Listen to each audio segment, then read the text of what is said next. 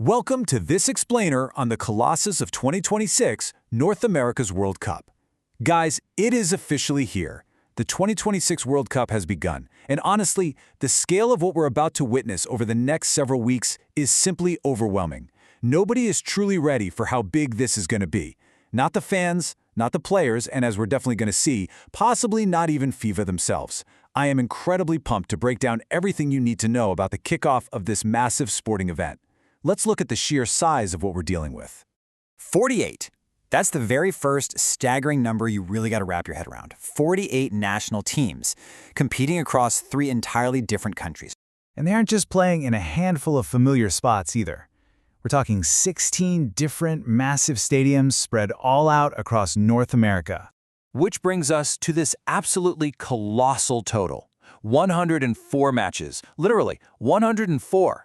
The logistics, the travel, the sheer mind-boggling volume of football happening, it is totally unprecedented. Wanted a supersized World Cup? And well, we absolutely got it. Section 1. The Colossus Awakens. Okay, let's dive right into how this whole spectacle actually kicked off. The very first match took place down in Mexico City, inside the legendary Estadio Azteca. It was Mexico versus South Africa. Now, the Azteca holds 80,000 people, and for this opening match, every single one of those 80,000 fiercely loyal fans was Mexican. South Africa had to walk out onto that pitch in front of a roaring crowd that absolutely did not want them there. That's just the reality of hosting a World Cup in Mexico.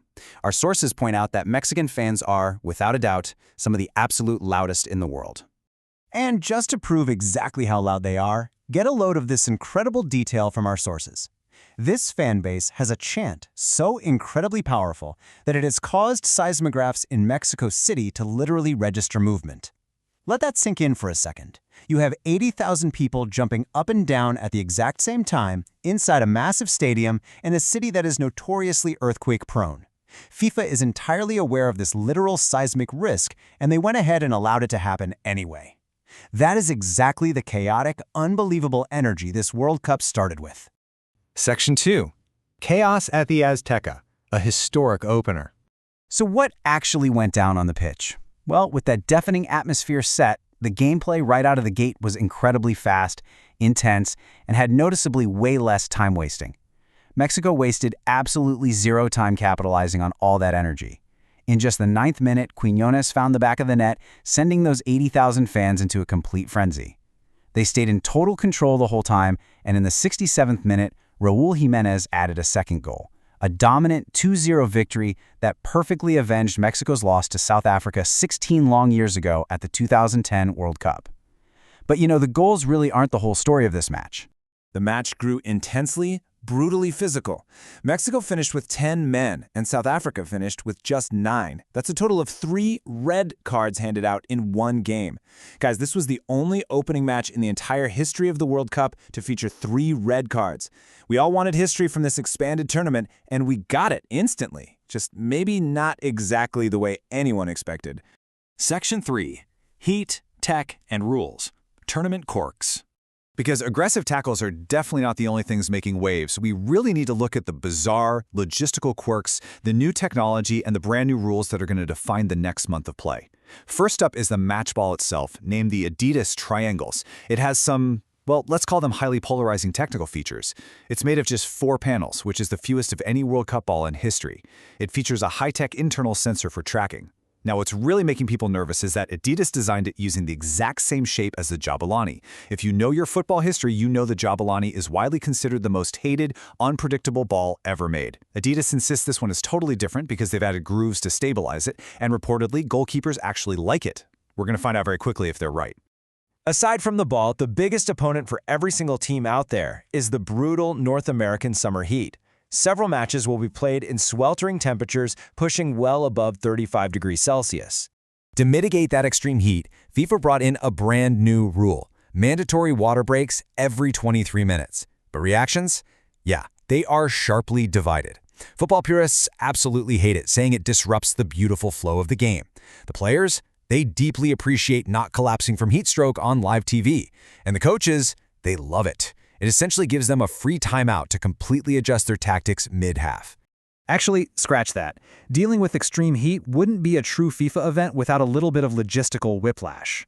Right in the middle of this 35-degree weather, FIFA bizarrely decided to ban reusable water bottles for fans entering the stadiums. Naturally, the backlash was instant and it was severe, leading FIFA to completely reverse the decision within 48 hours. The organization running the single biggest sporting event on the planet is clearly navigating chaos as they go. So you've got sweltering heat, a controversial ball, literal seismic crowds, and massive match counts. It begs a very real question for all of us at home. With sometimes 4 matches happening in a single day, how do you possibly watch it all? Section 4. Your World Cup Survival Guide, How to Watch. The short answer is, you can't. You just can't watch it all. Because this tournament spans 39 days, you absolutely need a curated strategy to avoid burning out before the finals even begin. So, here is your essential World Cup survival guide. Your first directive, follow Group L. In a tournament this massive, there are going to be some lopsided matches for sure, but Group L is officially the group of death. The competition here is going to be incredibly fierce. Circle these dates on your calendar and watch every single match in this group.